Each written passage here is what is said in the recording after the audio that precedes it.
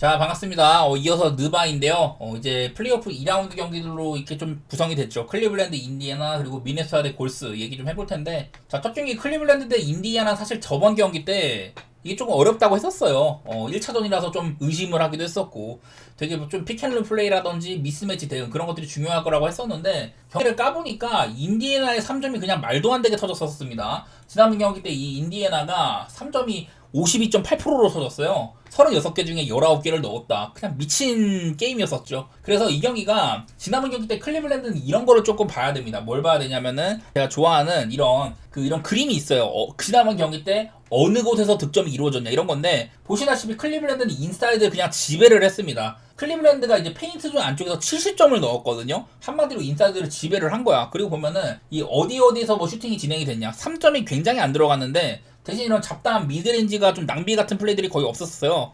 지금 요즘에 미드레인지 같은 것들은 득점 기대치상으로 높은 평가를 못 받고 있는 그런 건데, 반대로 인디애나는 되게 산재되어 있는 게 보입니다. 한마디로 클리블랜드의 인사이드 진입을 좀 어려워했었는데 대신에 이런 미드레인지가 너무 잘 들어갔다, 이런 것들이 많이 보이죠. 그리고 3점도 이상한 데서 많이 쏘고, 이런 것들 롱3 같은 것들도 굉장히 잘 들어가고, 저는 지난번 경기는 인디애나가 운이 좀 많이 따랐다고 생각이 되긴 하거든요. 지난번 때 이제 그 기준점이 아마 8.5인가 그랬는데 지금 또 8.5예요. 지난번 경기를 인디애나가 또 이겼는데도, 문제는 나는 지난번에 인디애나가 조금 뽀록이 많이 터졌다고 생각을 한다. 근데 물론 뽀록으로 치부하기에는 이번 플레이오프에서 가장 높은 TS 퍼센트 슈팅 효율성을 보여준 애들이 누구냐, 경기당 뭐 60개, 총 60개 이상의 야투를 시도한 애들 가운데 어느 정도 표본이 있는 애들 가운데 니스미스라든지 nem하드, 마일스 터너도 있기도 하고, 인디애나 선수들이 꽤나 위쪽 순위의 자리를 잡고 있습니다. 플레이오프의 효율을 보여줬다, 뭐 그런 거라서 인디애나를 마냥 뭐 뽀록으로 치부할 수는 없긴 한데, 그래도 3점 52.8%는 뽀록이 맞기는 맞습니다. 이거는요.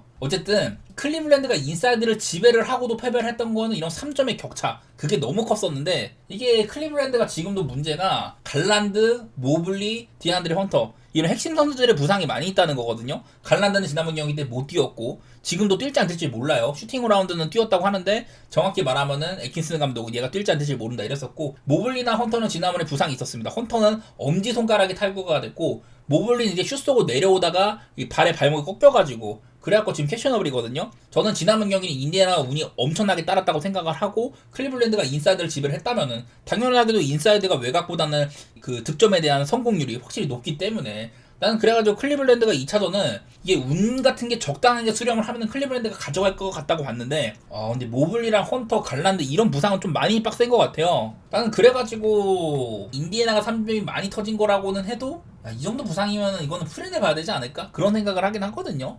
지난번에 인디애나가 너무 과도하게 터졌지만은 클리블랜드가 부상 때문에 이게 많이 빡세네. 저는 어지간해서는 클리블랜드가 이길 만한 경기를 했다고 봤어요. 뭐 오펜도 많이 잡기도 하고, 미첼은 또 한 번 플레이오프에 사나이다운 활약을 해주고 이랬었는데, 근데 이게 부상이 너무 빡세네. 저는 그래서 뭐 8.5 기준으로는 인디애나의 프렌이나 언더 뭐 이런 쪽으로 보고 있는데, 클리블랜드의 이런 좀 출전 상태 이거를 점검하기가 좀 어려운 게 있고요. 저는 인디애나 프렌이나 뭐 언더 쪽으로 그렇게 좀 보도록 하겠습니다. 결장이 큰 변수인 것 같아요.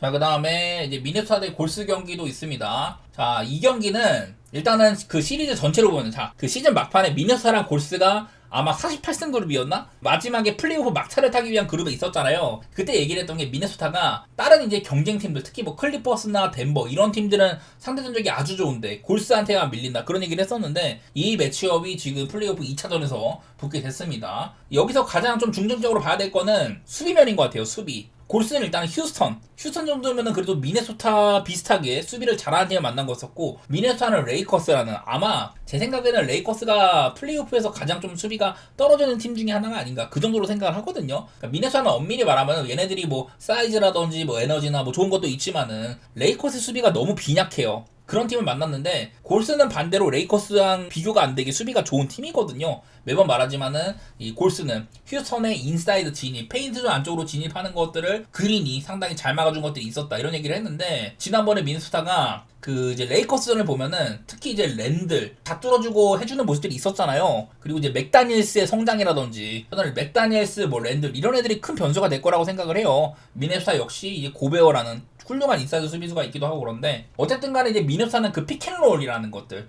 이런 것들이 굉장히 많은 쓰는 팀입니다. 투맨 게임 같은 것들을 유도를 하고 막 이러는데 골스는 피켓롤 디펜스가 아주 좋은 팀이기도 해요. 이게 미네소타 입장에서 조금 반가운 것 중에 하나는 그래도 골스의 커리는 수비적으로는 공략 대상으로 봐야 되긴 합니다. 그 올 시즌 전체로 봤을 때 더블팀, 여기 보면 블리츠라는 게 더블팀 수비거든요. 이 스테판 커리와 앤트맨 이 두 친구가 리그에서 더블팀 수비를 가장 많이 당한 친구들이거든요. 특히나 이제 앤트맨 같은 경우는 작년에 비해서 거의 뭐 8, 9% 정도 상승을 했다. 그만큼 이 친구에 대한 집중 견제가 많이 좀 올라갔다는 건데, 지난번에 이제 레이커스는 앞쪽에 있는 수비수들이 리브스랑 돈치시다 보니까 사실 얘네들은 수비가 정말 젬병이거든요. 그래서 앤트맨이 뭐 턴오버도 많이 안 하고 잘했어요. 근데 올 시즌 내내 골스와의 매치 때는 앤트맨의 평균 턴오버가 거의 한 4개 정도 된다. 그 미네소타와 골스의 경기에서 앤트맨이 뭐 야투 같은 것들은 뭐 괜찮은 날도 있었지만은 보통은 골스가 조금 더 좋았었고, 앤트맨의 턴오버 개수가 4개, 6개, 1개, 5개 이러다 보니까 앤트맨은 지난 레이커스와 1라운드랑은 달리 골스를 상대로는 조금 고전할 만하다. 그런 게 있을 것 같아요.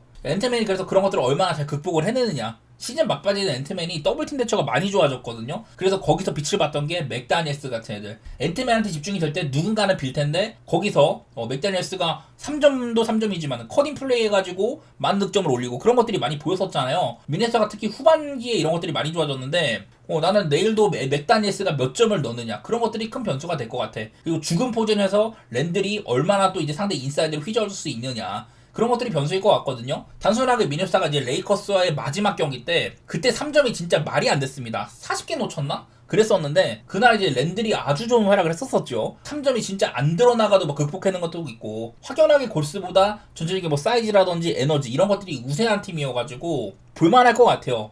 난 진짜 재밌을 만한 경기 같은데 어쨌든 미네소타는 레이커스라는 수비가 정말 안 좋은 팀을 상대를 하다가 이제 골스라는 수비가 잘 짜여진 팀을 상대를 하는 걸 거다. 그래서 이게 앤트맨이 얼마나 턴오버를 범하는지 랜들이 그 레이커스 때만큼 쉽게 뭐 할 수 있는지 그런 것들이 좀 문제가 될 것 같은데 따지고 보면 고베어가 그때 레이커스전에서 헤이즈를 안 쓰고 스몰 라인업을 썼잖아요. DFS가 센터였는데 고베어가 말 그대로 인사이드를 지배를 했단 말이죠. 20득점 20리바 해주면서 풋백 득점 엄청 해주고 골스도 비슷합니다. 골스도 지금 퀸튼 포스트를 못 써요. 너무 못해가지고. 그래서 그린이 센터로 나오는데 고베어가 그린을 상대로 인사이드에서 저번에 레이커스 했을 때처럼 오펜 같은 거 많이 걷어주고 인사이드 지배한다면은 나는 그런 면에서는 좀 미네소타가 볼만한 것도 있을 것 같은데 실드가 터진 것도 있고 골스에서 이건 나는 골스의 슛감이 많이 좀 문제가 될 것 같은데 저는 개인적으로는 골스 프린에다가 언더보고 있기는 해요. 솔직히 나는 골스를 그렇게 안 좋아해. 플레이오프에서 골스가 떨어지고 다른 팀이 올라가는 그림을 보고 싶은 사람인데